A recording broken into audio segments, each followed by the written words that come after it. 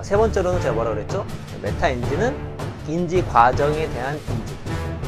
인지 과정을 알게 되면 메타 인지가 올라간다. 오늘 이 시간은 책에 나온 9가지 심리 용어들을 우리가 한번 알아보면서 우리 메타 인지를 넓혀보도록 하겠습니다.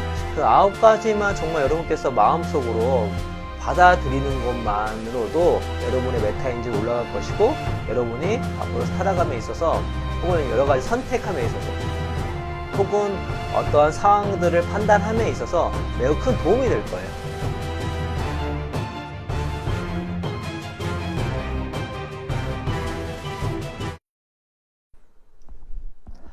안녕하세요. 완벽한 공부법의 저자 고영선 작가입니다. 여러분 반갑습니다. 오늘은 진도 빼야죠. 메타인지 이제 마지막 편이 될 것 같은데, 우리가 저번 메타인지 편에서 메타인지를 올리는 3가지 방법에 대해서 우리가 얘기했죠. 그 중에 하나가 전략을 배운다. 전략을 배우면 그 전략이 어떻게 만들어졌는지를 알게 됨으로써 우리 자신에 대해서 이제 알게 되면서 메타인지가 올라간다. 두 번째는 피드백. 전문가의 피드백을 받으면 나에 대해서 객관적 평가를 할 수가 있다. 나 노래 잘하는 노래 잘 부르고 주위에서 잘 부른다 하니까 진짜 잘 부르는 줄 알았는데, 전문가 앞에 딱 와서 보니까 너 이렇게 소리가 안 나와, 목을 이렇게 눌러요, 발성이 안 좋아요, 호흡이 안 좋아요, 음색이 별로예요, 이런 얘기를 듣게 되면서 자신을 객관적으로 알게 되고, 아니면 자기는 그냥 평범한 줄 알았는데 노래를 불렀더니 오 잘한다고, 남다른 뭘 갖고 있다고 막 이런 얘기 들으면서 자기 자신에 대해서 이제 좀 깨닫게 되는, 객관적으로. 세 번째로는 제가 뭐라 그랬죠? 메타인지는 인지 과정에 대한 인지. 그래서 인지 과정을 알게 되면 메타인지가 올라간다 라는 것이죠. 그래서 저희 책에서는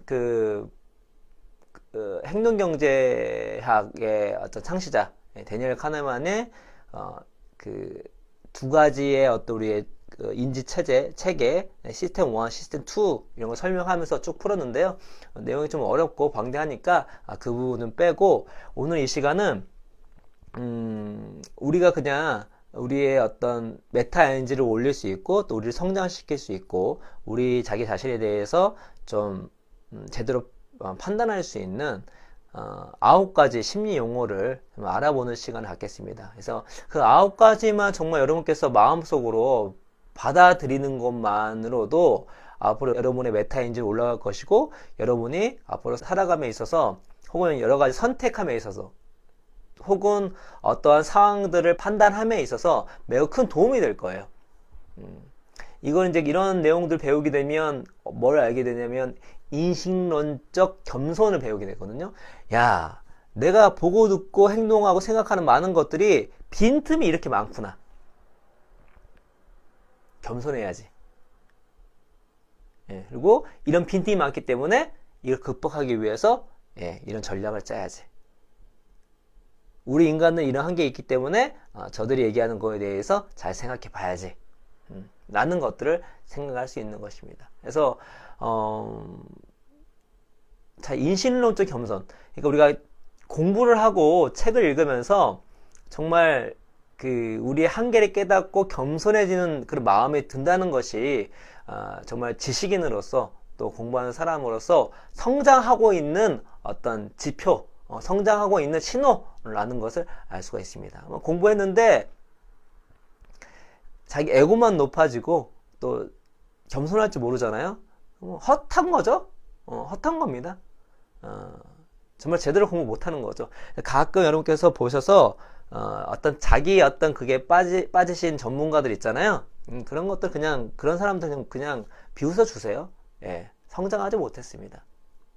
정말 많은 것들을 알게 되면 겸손할 수밖에 없어요. 왜냐면 많이 지식이라는 거는요, 알면 알수록 지식의 부재를 느껴요.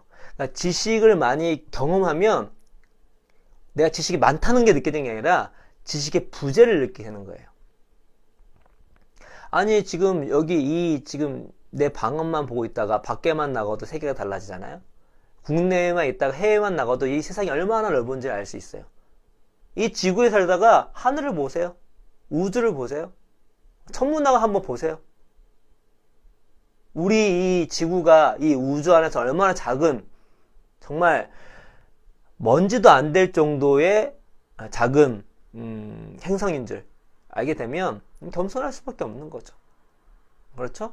예, 그렇기 때문에 정말로 우리가 그 공부를 하게 되면, 또 우리가 자기 자신에 대해서 알아가게 되면 인신론적 겸손, 진짜 겸손해져서 메타인지가 올라가고 더불어서 거기에 걸맞는 또 전략을 세울 수 있다는 거 갈무리하면서, 오늘은 책에 나온 9가지 심리 용어들을 우리가 한번 알아보면서 우리 메타인지를 높여보도록 하겠습니다. 첫 번째는 기억력 착각입니다. 자신의 기억 수준을 착각하는 것을 말하죠.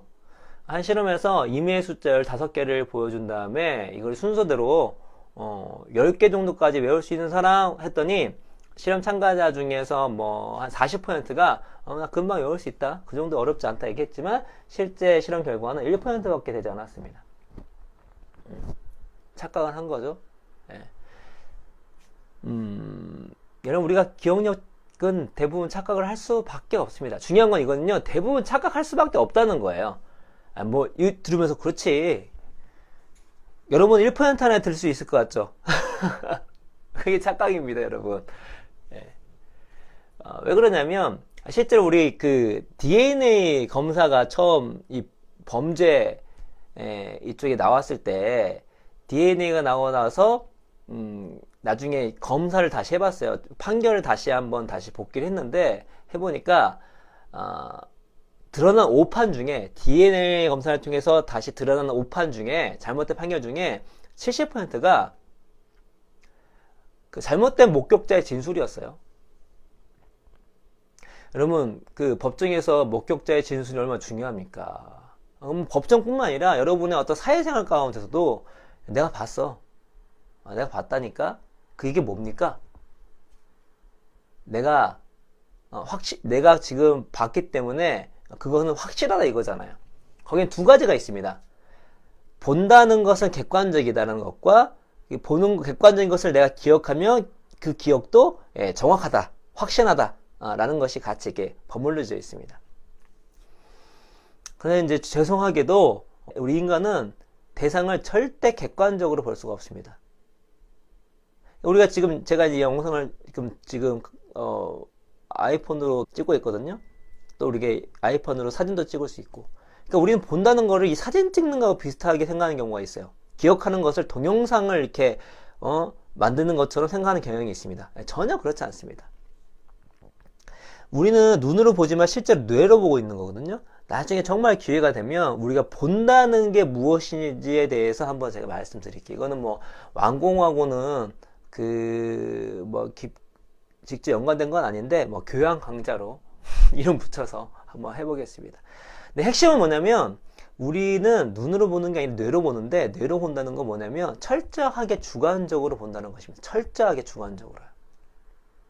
우리는 객관적으로 볼 수가 없습니다. 우리 볼 때 무조건 개인의 판단, 개인의 성향, 개인의 편견, 그 상태의 감정, 그 분위기, 그런 것들 다 각색을 당하기 때문에, 다 편집을 당하기 때문에, 다 영향을 받기 때문에, 우리가 보는 것은 대부분 다 객관적인 게 아니라 주관적으로 볼 수밖에 없습니다. 두 번째로, 그 주관적으로 보기 때문에 그 주관적으로 기억하는 자체도 벌써 객관과 멀어지는 거잖아요. 근데 기억 자체도 우리가 무슨 동영상을 찍어서 그 어떤 그 폴더 안에 하나의 파일로 있는 게 아닙니다. 나중에 이제 우리가 이거 다음에 바로 기억편 할 겁니다. 또 얘기 나오겠지만, 기억이라는 거 하는 것은 어떤 한 기억이 있으면 그 기억이 뭐 청각 관련, 우리가 듣는 거, 보는 거, 어떤 냄새, 그때 어떤 감정, 이런 것들이 다 분산돼서 저장돼 있어요. 다 나눠져 가지고. 그리고 우리가 기억력을 기억을 다시 생각할 때 그런 것들이 조합이 되면서, 이거 기억을 조합을 하게 되면 어떤 일이 벌어지냐면 뇌에 단백질 배열이 바뀝니다. 뇌가 변해요. 그게 뭐죠? 기억이 계속 바뀌는 거예요. 우리는 아이러니하게도 기억을 하면 할수록 기억이 바뀝니다. 네, 그렇죠? 네, 그래서 우리 기억은 정확하지 않아요. 성광기억이라고 아십니까? 뭐 엄청난 일을 겪었으면 엄청난 일은 이 성광처럼 너무나 확실해가지고 잘 잊혀지지 않는다. 대부분 성광기억도 다 각색이 됩니다. 미국에서 9.11 사태가 터졌을 때 얼마나 사람들 충격이었어요. 그때 얼마나 많은, 그 당시에는 다 성광기억으로 남았을 것입니다. 미국인들. 우리도 그랬으니까. 저도 지금 그거를 봤던 장소와 위치가 생생하거든요. 그래서 이 일이 터졌을 때 이 성광기억을 연구하는 사람들이 바로 연구가 들어갔어요. 그래서 그 사람들에게 일주일 9.11 사태가 끝난 다음에 일주일 후에 이제 그날에 뭘 했는지, 그러니까 9.11이 터졌을 때 뭘 했는지를 물어봤습니다. 그 다음에 그거를 6주 후에, 10주 후에, 32주 후에 계속 물어봤어요. 어떤 일이 벌어졌을까요? 성광기억인데 계속 바뀌어요. 말하는 사람은 절대 이거를 잊을 수가 없대요. 근데 계속 바뀝니다. 일관성도 좀 사라지고요. 많은 사람들이. 성광기억이라고 하는 것조차도 이제 바뀌는 겁니다. 기억력 착각. 우리의 기억력은 정확하지 않다는 것을 알 필요가 있습니다. 자, 이거를 우리가 알았어요. 그럼 어떤 일이 벌어질까요? 어떻게 할 수가 있을까요? 예, 기록을 더 많이 하는 거죠. 기록을요. 전략이 나왔죠, 벌써? 예, 전략이 나왔습니다. 그러면 부부싸움에서는요. 부부싸움 아니면 연인관계 기억력 갖다가 싸울 수 있잖아요. 내 기억이 맞다, 네 기억이 맞다, 네 기억이 틀렸다 하는 거잖아요. 근데 우리 연인이 다 이걸 알고 있어요. 우리의 기억력은 불완전하다. 싸울 이유가 없잖아요. 둘 중에 누가 맞을 수도 있겠지만 그거를 알 수는 없다. 우리 기억력 불완전하기 때문에 굳이 이거 갖다가 너무 크게 얘기하지 말자. 내가 틀렸을 거야 라고 얘기할 수도 있는 거죠. 그러면서 연인관계를 더 원활하게 할 수 있는 전략이 나오는 거죠. 그럼 이 남자 좀 멋있는데 이렇게 나올 수도 있겠죠. 예. 자, 두 번째는 소박한 실제론입니다. 자신이 세상을 제대로 보고 있다고 순진하게 믿는 것을 말한다. 이런 분 많죠? 몇십 년 산 것 같다가 세상사 다 아는 것처럼 이렇게 얘기하시는 분들 되게 많죠? 예? 우리가 갖고 있는 대부분의 그 개똥 철학, 개똥이에요, 여러분. 그러니까 공부가 안 돼 있고, 연구가 안 돼 있고, 제대로 찾아보지 않는 그러한 어떤 삶의 경험들, 그 경험들로 만들어진 자신만의 철학, 지혜. 그거를 자기 자신한테만 적용하는 게 아니라 다른 사람과 세상사에 적용하는 거잖아. 세계는, 인생은 이렇다니까. 군대는 이렇다니까. 회사는 이런다니까. 연구는 이렇다니까. 등등등. 뭘 그래요? 예, 꼰대. 꼰대는요, 나이가 많다고 꼰대가 아니에요. 여러분, 고정관념이 가장 강한 나이가 언제인지 아십니까? 7세예요, 7세. 7살이요. 여러분, 7살하고 제 딸이 8살 막 됐는데, 얘기해보잖아요? 와, 어르신이에요, 어르신. 왜요? 뭔가 어설프게 알았어요. 그게 세상의 전부인지 아는 거예요. 남자는요, 무조건 파란색에 치마를 절대 입으면 안 돼요. 분홍색을 하면은 이건 절대 안 되는 거예요. 아니, 어떻게 남자가 분홍색을 옷을 입고, 우와, 부끄러워. 예, 나오는 거죠. 예, 뭔가 알았는데 어설프게 한 거예요. 세상사 다 아는 것처럼. 소박한 실제론에 빠진 거죠. 그래서 어떻게 이걸 공부를 많이 해야 됩니다. 그래서 여러분이 갖고 있는 어떤 신념, 철학, 세상의 진리, 그게 아닐 수 있다는 걸 알 필요가 있습니다. 그러면은 내가 소박한 실제론에 잘 빠진 사람이란 걸 알면 어떤 일이 벌어지죠? 예, 공부를 해야죠. 겸손해지면서. 그리고요, 통계를 살펴보면 통계를. 그 TV를 하루에 4시간 이상 시청하면 어떤 일이 벌어지냐면요. 그 나쁜 세상 신념이 빠져요. 이게 뭐냐면 실제 통계보다 세상은 부정적인 사건이 더 많이 벌어지는 것처럼 생각하는 겁니다. 왜 그럴까요? 그럼 TV를 보면 뉴스에서 긍정적인 뉴스가 많이 나옵니까? 부정적 뉴스가 많이 나옵니까? 부정적 뉴스죠. 왜요? 사람들이 부정적 뉴스를 좋아해요. 실제로 그렇습니다. 긍정적 기사와 부정적 기사가 있으면 긍정적 기사에 더 많은 클릭을 합니다. 사람이 원하니까 또 보여주는 거죠. 근데 이 세상에 안 좋은 일만 있을까요? 좋은 일 많이 벌어지고 있습니다. 더 정확한 거는 어느 누구도 알 수 없는 거죠. 좋은 일과 나쁜 일의 실제 통계치를요. 알 수가 없는 거예요. 솔직히 얘기하면. 뭐 스캔들 같은 경우에 뭐 정치인들 뭐 연예인들 스캔들 더 많이 벌어진 것 같습니까? 그렇지 않습니다. 통계상 그렇지가 않아요. 자주 우리가 보기 때문에 이렇게 보이는 거죠. 주변 보세요. 그래서 뭔가 우리가 얘기할 때 그냥 감으로 얘기하는 게 아니라 최소한 근거와 통계 수치 찾아서 얘기하는 것이 이 소박과 실제로는 벗어나는 것 중에 하나입니다. 또 세상을 이해하려면 세상에 대해서 공부하셔야죠. 공부해야죠.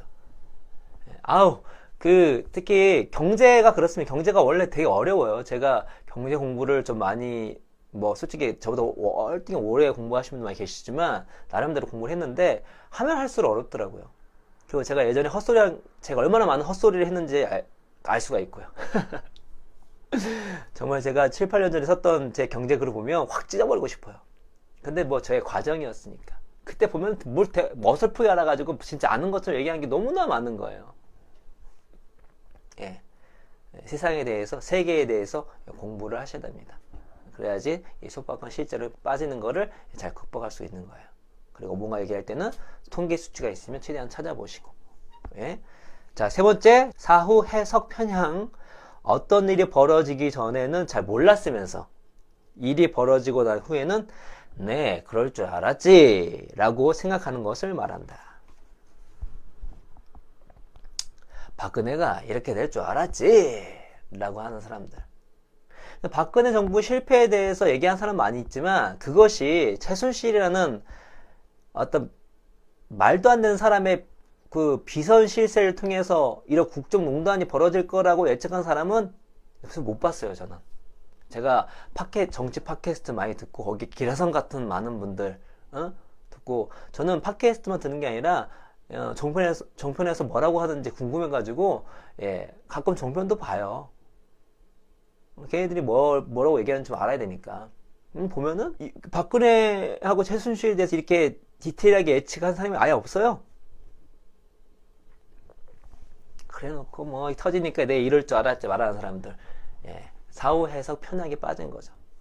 금융위기는요. 금융위기는. 금융위기, 2008년 금융위기가 끝나고 나서 정말로 이걸 내가 이럴 줄 알았다는 그 전문가부터 일반인까지 얼마나 많았는지 모르겠어요. 그렇게 얘기한 사람이 많았으면은 금융위기가 오지 않았겠죠. 경제는 다 예측한 위기는 오지 않는다는 얘기 있습니다. 이 위기를 다 예측하고 있는데 위기가 왜 와요? 다 대응을 하고 있는 건데. 그렇죠? 그래서 사후 해석 편향에 빠지지 말아야 된다. 항상 어떤 일이 벌어지기 전에 내가 어땠는지 알아야 됩니다. 반성을 할 줄 알아야 돼요. 그래서 글을 써보면 많이 알 수 있죠.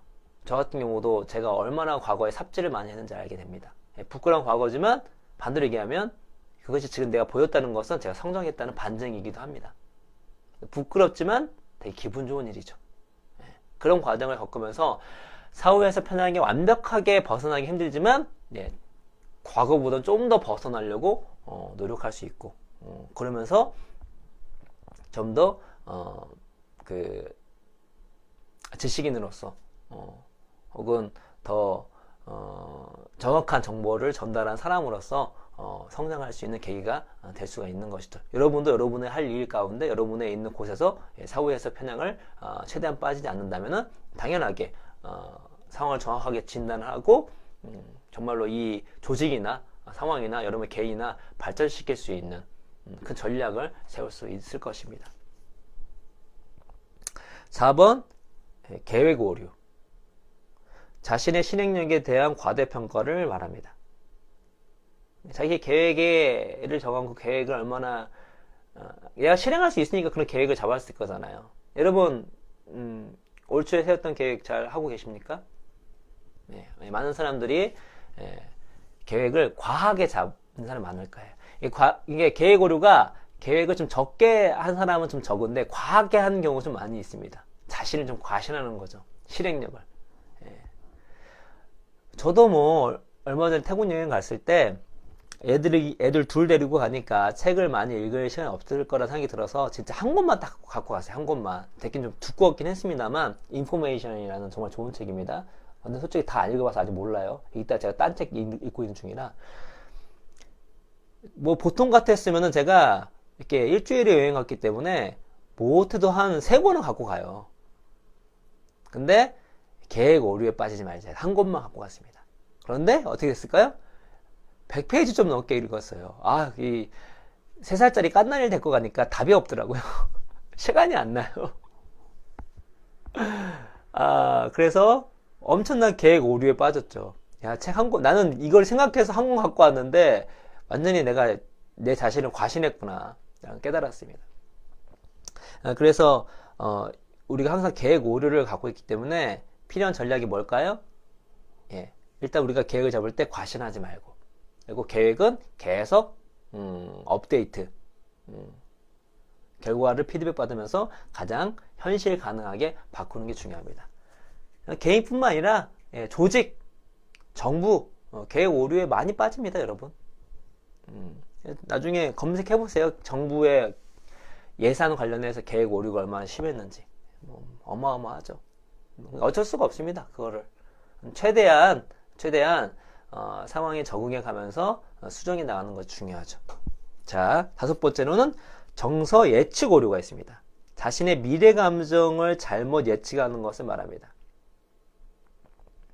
복권 당첨되면 평생 행복할 것 같은, 좋은 일 한 건 크게 터지면 평생 행복할 것 같아요. 서울대 합격하면 다 그냥 평생 행복할 것 같아요. 서울대생한테 가서 물어보세요. 정말 행복한가? 합격했을 때는 뭐 나라 달릴 정도 행복했겠죠. 1학년, 2학년 지나면 어떤가 물어보세요. 복권 당첨된 사람들 1등 1년, 5년, 10년, 30년 후에 물어보세요. 어땠는가? 반대로 안 좋은 일도 마찬가지입니다. 시험 떨어지면 세상 무너질 것 같고, 그러나 견디다 보면 처음에 들었던 감정, 세상 무너질 것 같은 감정들이 좀 사라지는 경향이 많이 있죠. 여러분, 안 그러면요, 우리가 어떻게 가족들하고 헤어집니까? 지금 제가 이 얘기만 하더라도 지금 눈물이 나올 것 같은데, 너무 이게 뭐 상상도 하기 싫은데, 많은 사람들 가족과 헤어져서 살고 있어요. 계속 그 슬픔이 남아있죠.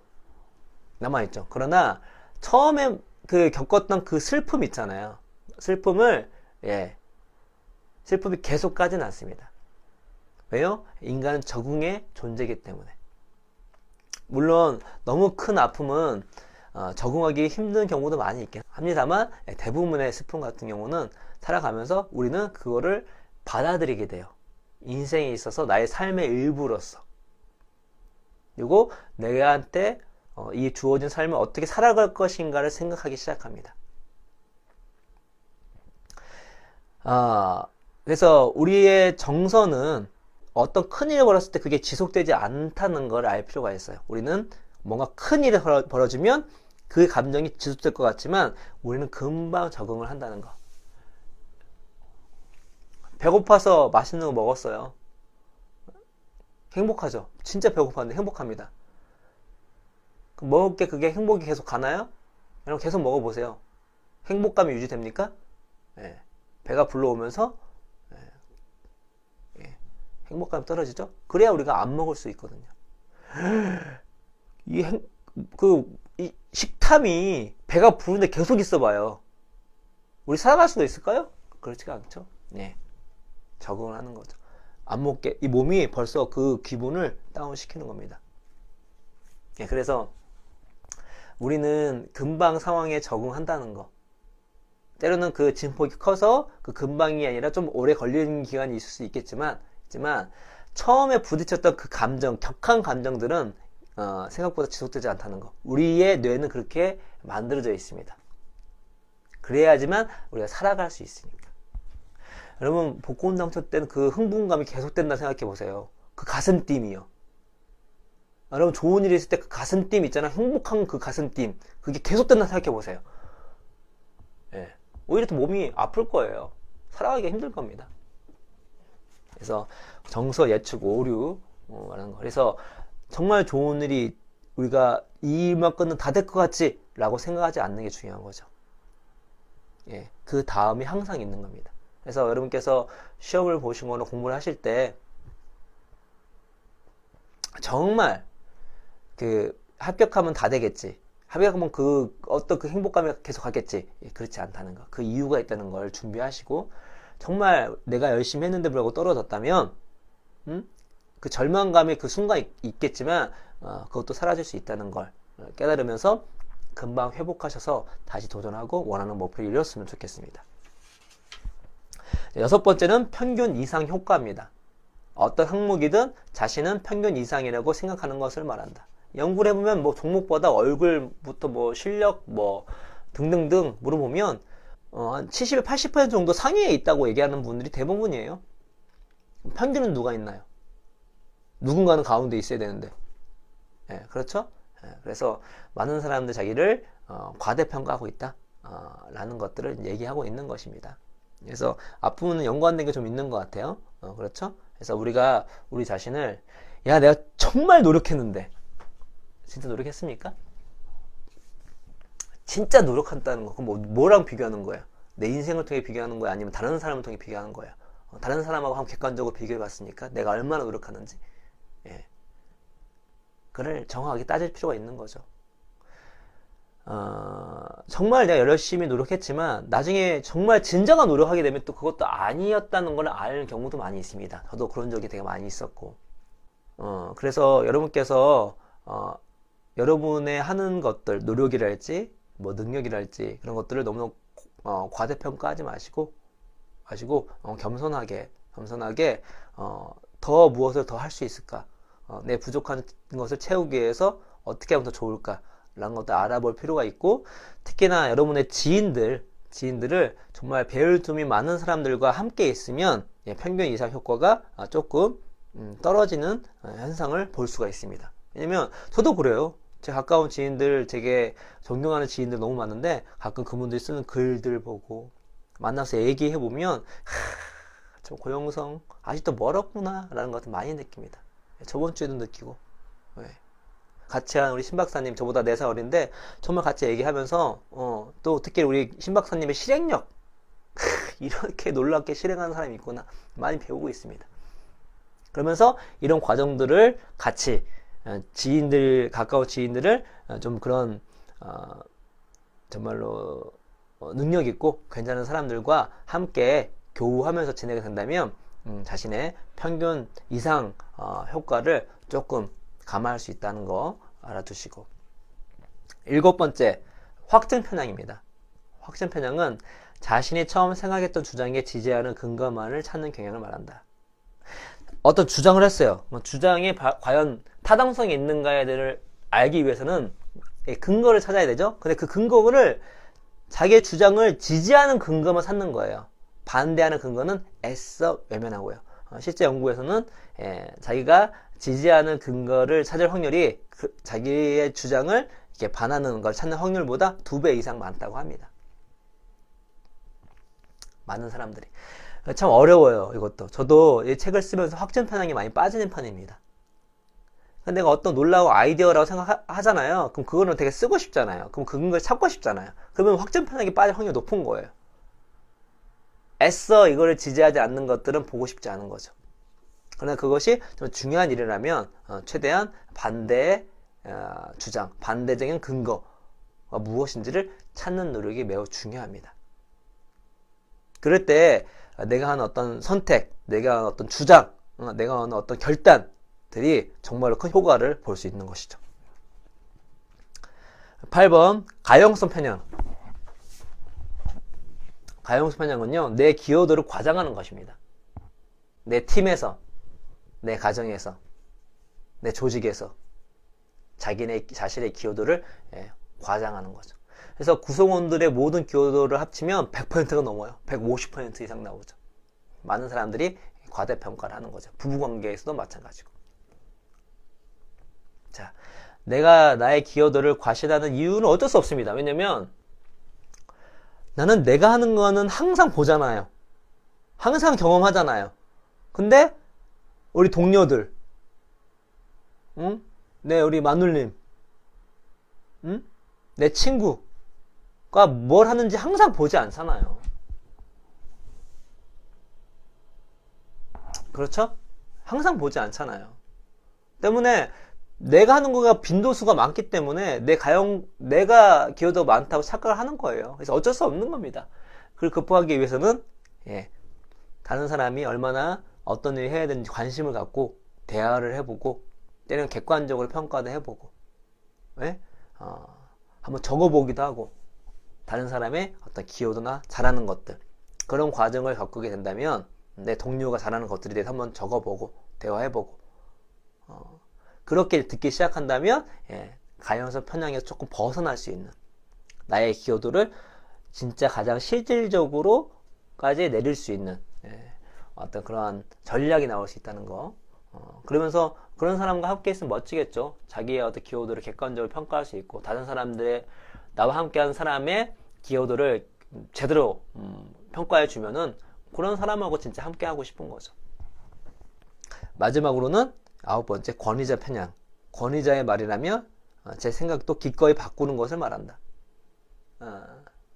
여러분 권위자가 틀릴 수 있죠. 그렇죠? 특히나 저처럼 이제 글을 많이 쓰거나 책을 내거나 이렇게 지금 영상도 이렇게 찍고 있잖아요. 이 동영상이 이 강의가 50강이 넘을 것 같은데 이렇게 말을 많이 하고 글을 많이 쓰면 빈틈이 안 나올 수가 없어요. 아무리 제가 노력한다 할지라도 저한테 오류가 나올 수밖에 없습니다. 그 얘기는 제가 틀린 게 많이 나올 수밖에 없어요. 말을 많이 할수록. 여러분도 제가 하는 얘기도 이 비판적 사고로 한번 봐야 되는 거죠.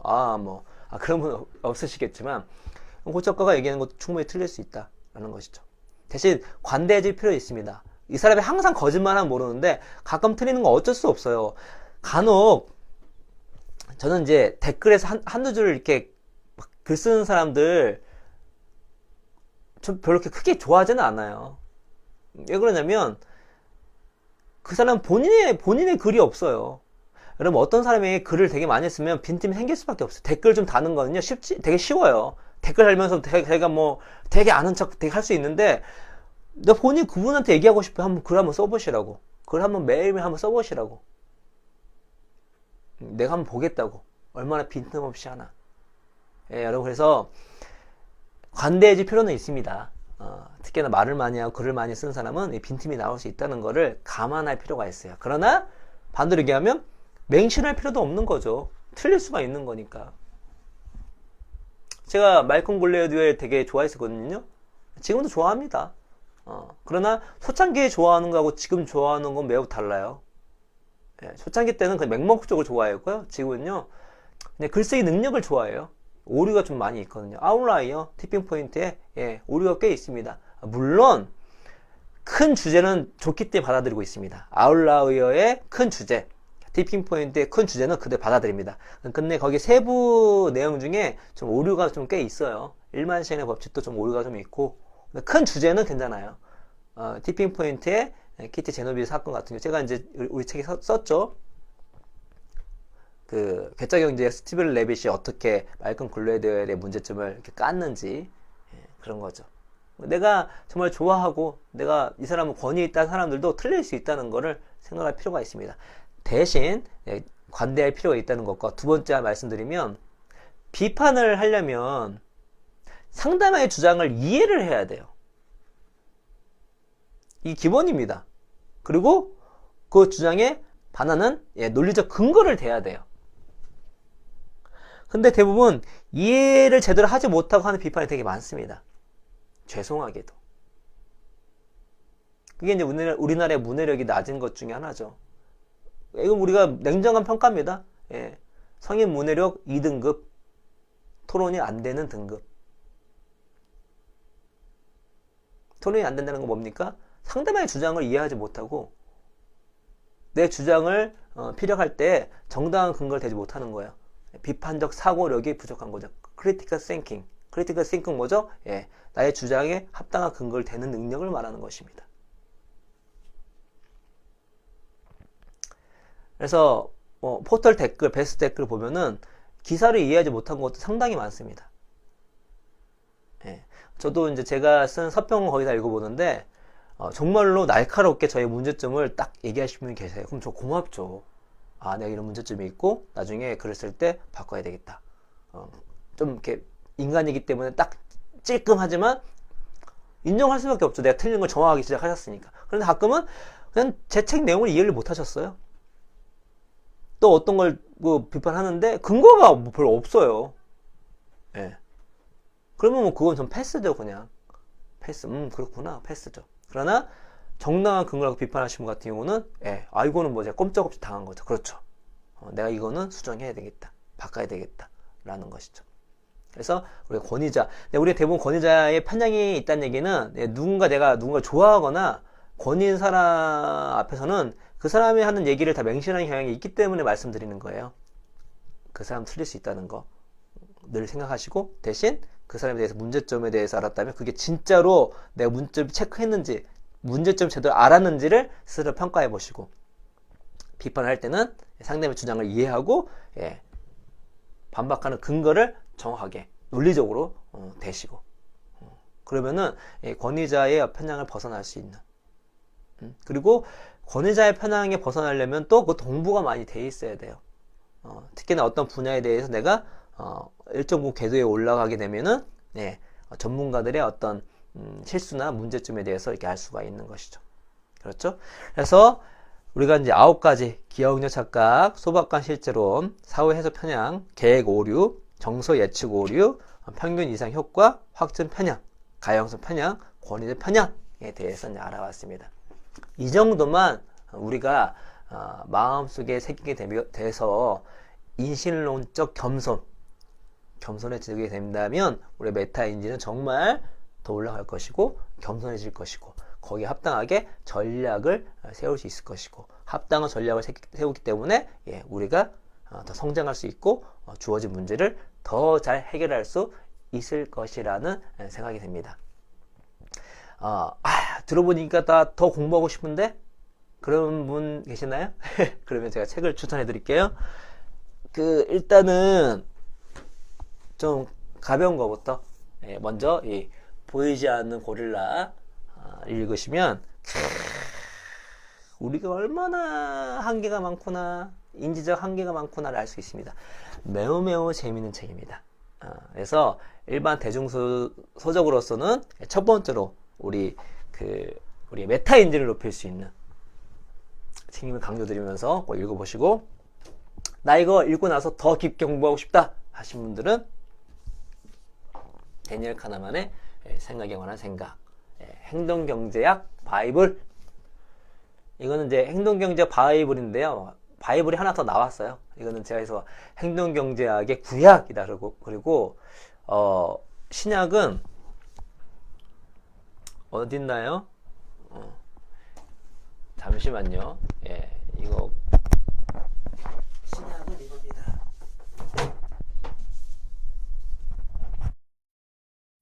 자, 신약은 이겁니다. 신약은 리차드 탈러의 똑똑한 사람들의 멍청한 선택. 근데 조금 더 어려워요. 이게 조금 더 어렵고 일단은 이 정도만 읽으셔도 될 것 같습니다. 근데 이거 단점이 또 하나 있어요. 번역이 심각해요. 그래서 영어 좀 공부하시고 싶으신 분들은 이거 원서 추천드립니다. 그래서 고작가 영어 자랑하나? 영어 정말 못합니다. 듣기 말하기 이런 거 정말 못하고요. 읽기는 조금 하는 편인데 여러분 원서를 좀 읽어보시면 아시는 게 있어요. 야, 이거 무슨 뭐 교수가 썼기 때문에 어려웠겠네? 여러분, 제가 보이지 않는 고릴라의 원서는 안 읽어봤지만, 우리가 대한민국 교육을 받았다면, 이거 원서가 훨씬 쉬워요.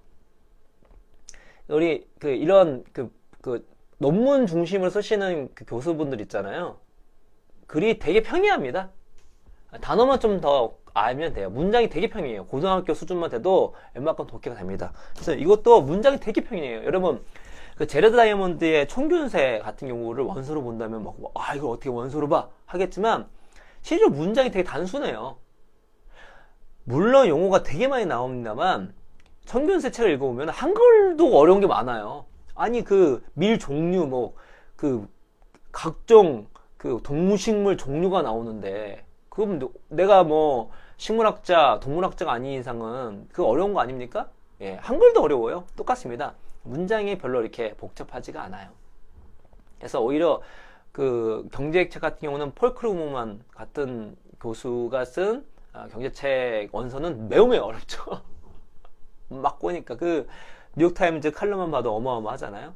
나심 탈레브는 정말 이 사람은 거의 독해가 너무 힘들고, 근데 오히려 이런 일반 평이하게 쓰신 교수분도 많이 있다는 거. 그래서 이거 번역이 조금 아쉬우니 읽으시면 읽으시되 좀 더 대학생 분들이고 시간 좀 나시면 이거 읽어보시고 좀 더 공부하고 싶다 하신 분들은 대학 교재 보시면 됩니다. 인지심리학책. 이거 보시면 됩니다. 이 정도만 봐도, 이 정도를 다 보게 되면 여러분의 어떤 인지에 관련된 것, 인지 과정에 관련된 것은 일정 수준까지 올라갈 수 있다라는 것을 말씀드리겠습니다. 자, 오늘은 이렇게 9가지 심리 용어를 통해서 우리 자기 자신에 대해서 한번 알아봤습니다. 이 강의를 본 여러분, 메타인지 레벨업 하셨습니다. 축하드립니다. 다음 강의로 만나 뵙겠습니다. 감사합니다.